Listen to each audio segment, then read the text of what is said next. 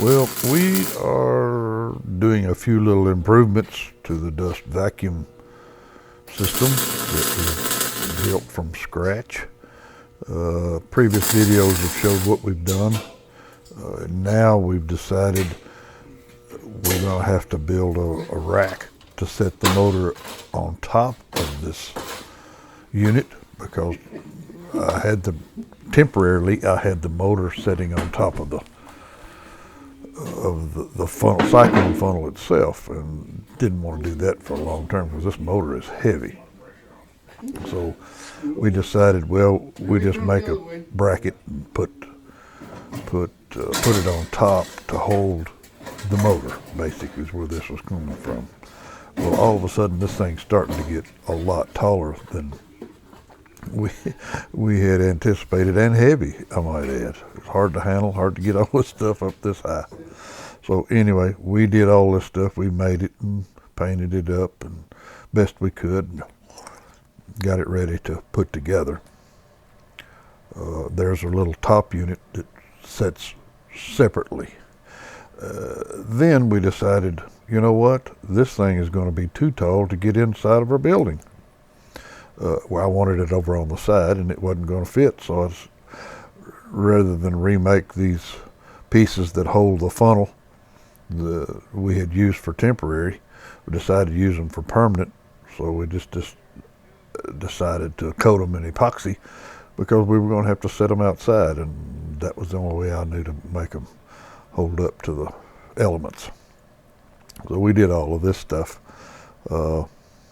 And it worked out pretty good. I was right happy with what we wound up with. Epoxy is unbelievable stuff for a project like this.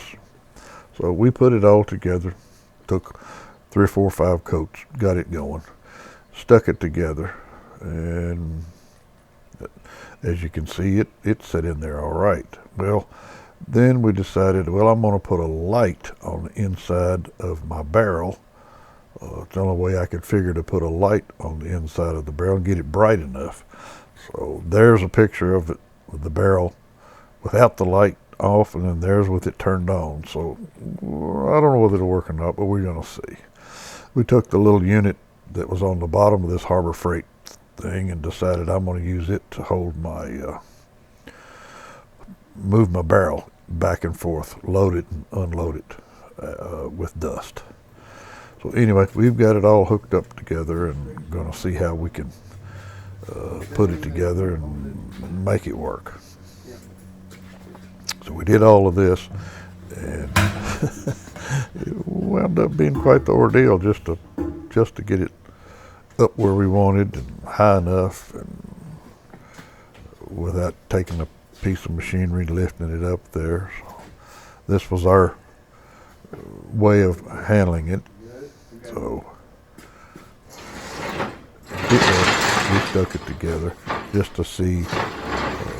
And we had used this thing, the trowel method, out in the sawmill building. You see a little sawdust come out of it when we were sticking it back together. It worked beautifully, I thought. But anyway, now we've decided it's going to work, so we're going to make it permanent in the sawmill building. So here it sits, and we're starting to put our other unit together. We were going to put it up on the top and see. And I'm going to take a few measurements, air measurements, and kind of decided I might be able to put the motor down on the ground. Well, there again, the only way we could do this was put it together and take some measurements with the motor on the top, and then take it back apart, put the motor on the bottom, pipe the vacuum system from the motor up to the top of it and see if it made any difference. And that's what we're doing here.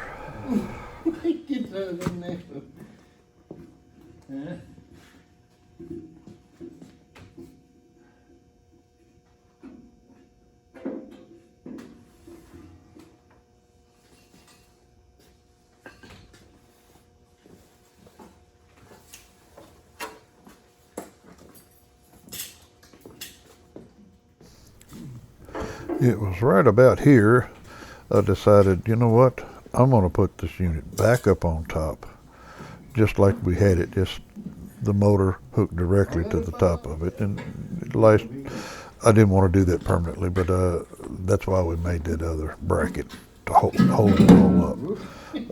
But in making and looking and deciding, I'm going to put the unit back up on top of it, hook it up, turn it on, and start taking some. All I was doing was getting feet per minute,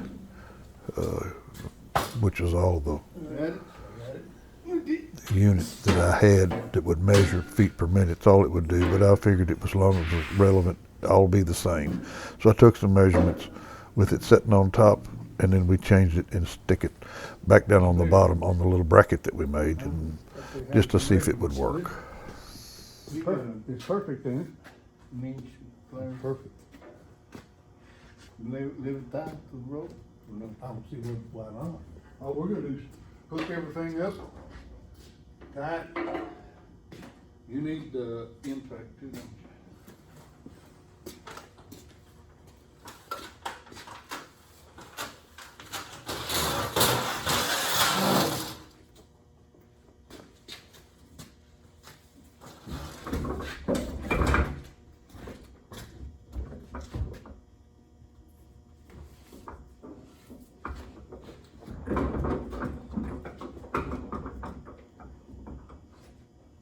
I was gonna check it right there. No? I can't check it there. I gotta check it up there. That's where the suction's gonna be.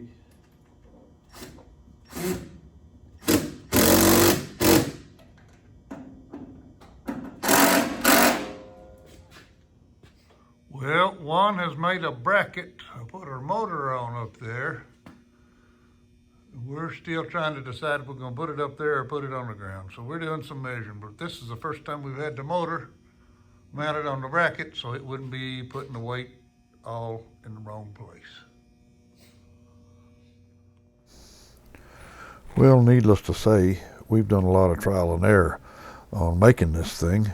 We didn't know what we're doing when we started. Probably still don't, but we're learning a little something, having fun doing it.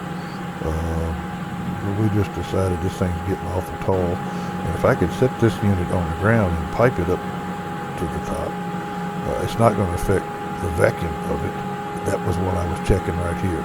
We're turning it on, running it, and taking some measurements. I had two different little meters, and we were trying different ones and writing them down and just trying to see if we could affect this thing by setting it on top of the unit or setting it on the ground. So that's what we're doing at this point.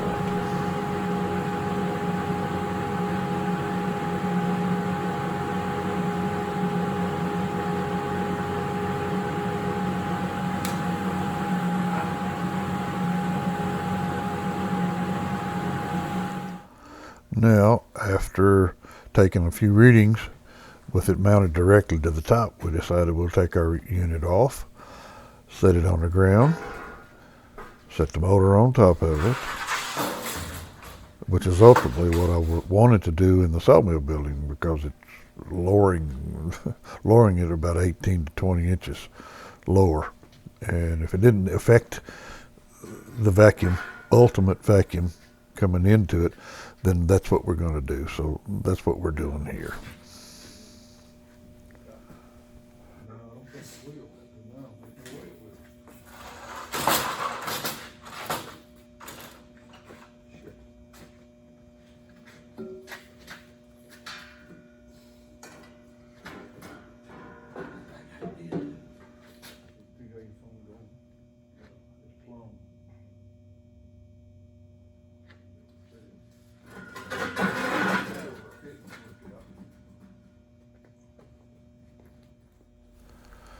At this point, decided, well, we've got our unit sitting down there. I'm just going to plumb it up out of some spare plumbing fittings. And so it's just a matter of sticking a few fittings together and plumbing it up good and tight. And we actually put cellophane wrap around it to make sure it wasn't leaking and all that good stuff. But just temporaried it to hook it up so we could take some readings.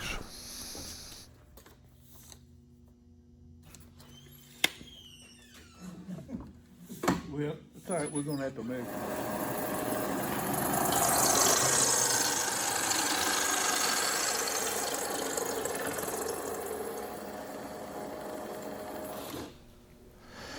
Now here we have it temporary plumbed, and gonna turn it on and take this basically the same readings on both in and out of the unit and just check and see if there's any difference.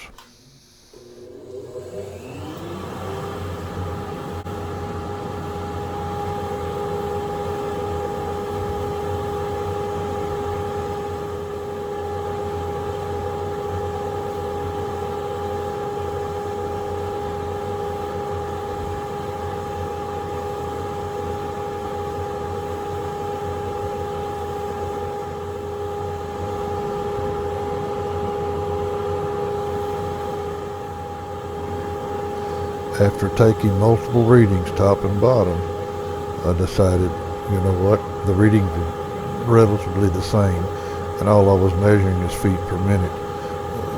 But that being the same, the cubic feet per minute wasn't going to change either. So we decided, you know what, this is going to be our permanent solution for this thing, and therefore I can put it on the inside of the building instead of the outside, which I certainly didn't want to do after doing all this.